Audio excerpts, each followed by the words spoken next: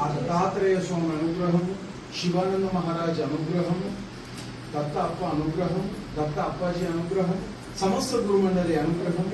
ఇది సాక్షాత్తు అవధూత దత్తపీఠము, అలాగే దొడ్డేరి పరమహంస సత్కృపాశీ పీఠము, అలాగే సమస్త గురుమండలి యొక్క పీఠము.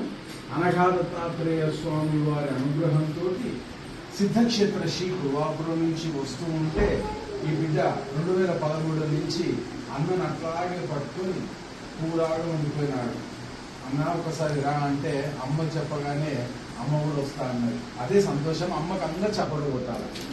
అమ్మ అవధూత కళావతి మాత అమ్మ ఒకవేళ వద్దునన్న వెళ్ళిపోదాము అంటే నేను చాలా సంక్లిష్ట పరిస్థితిలో ఉండేవాడిని.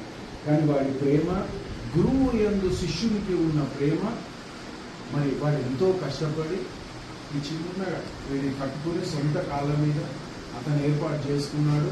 మనకి గృహప్రవేశం రోజున జయనామ గుణ సంకీర్తనను పిలిచినాడు. మనం రాలేకపోయాము. ఒకరోజు వస్తాం నాన్న అని చెప్పాము. ఇది దత్త అప్పాజీ వారు చిన్న చిరు కానుక. చక్కగా అందరూ ఆనందంగా ఉండాలి.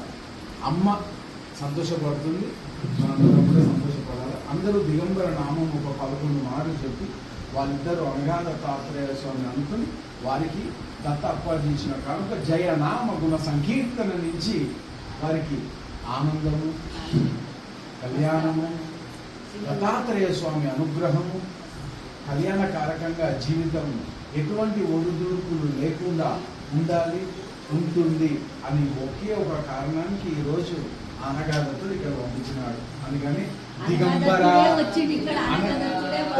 వచ్చేసినాడు. దిగంబర శ్రీపాదవల్లభ దిగంబర దిగంబర దిగంబర శ్రీపాదవల్లభ దిగంబర చెప్పండి. దిగంబర దిగంబర